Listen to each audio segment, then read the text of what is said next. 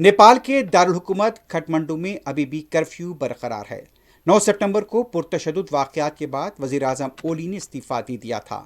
नेपाल के हालात, ख़ासतौर पर काठमांडू में हालात अभी भी कशीदा बताए जाते हैं। उधर अबूरी हुकूमत के क़याम के सिलसिले में कोशिशें शुरू कर दी गई हैं। इत्तला है कि अभी इस सिलसिले में बाज़ नाम सामने आए हैं, जिनमें जहदकारों के अलावा साबिक़ चीफ जस्टिस कलाम भी शामिल हैं। पता चला है कि शीला कार्की को अबूरी वजीर आज़म बनाया जा सकता है। शीला कार्की नेपाल की खातून चीफ जस्टिस रह चुकी हैं और इत्तला है कि उन्होंने अबूरी सरबराह हुकूमत बनने से इत्तेफाक कर लिया है।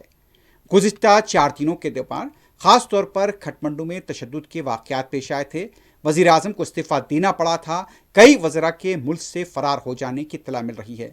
साबिक़ वज़ीर आज़म की घरों पर हमले किए गए थे और उन्हें नुकसान पहुँचाया गया था।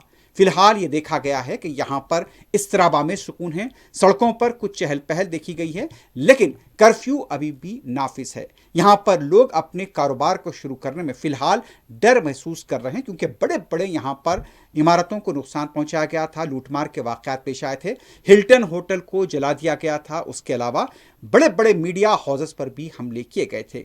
फिलहाल काठमांडू में इस वक्त का ये मंजर है। इस्तराबा में सुकून है, सड़कों पर मामूली चहल पहल देखी जा रही है, लेकिन कशीदगी का माहौल अभी भी देखा गया है।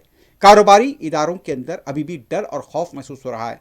लोग अपनी दुकानें खोलने में डर महसूस कर रहे हैं, क्योंकि लूटमार का खदशा अब भी बरकरार है।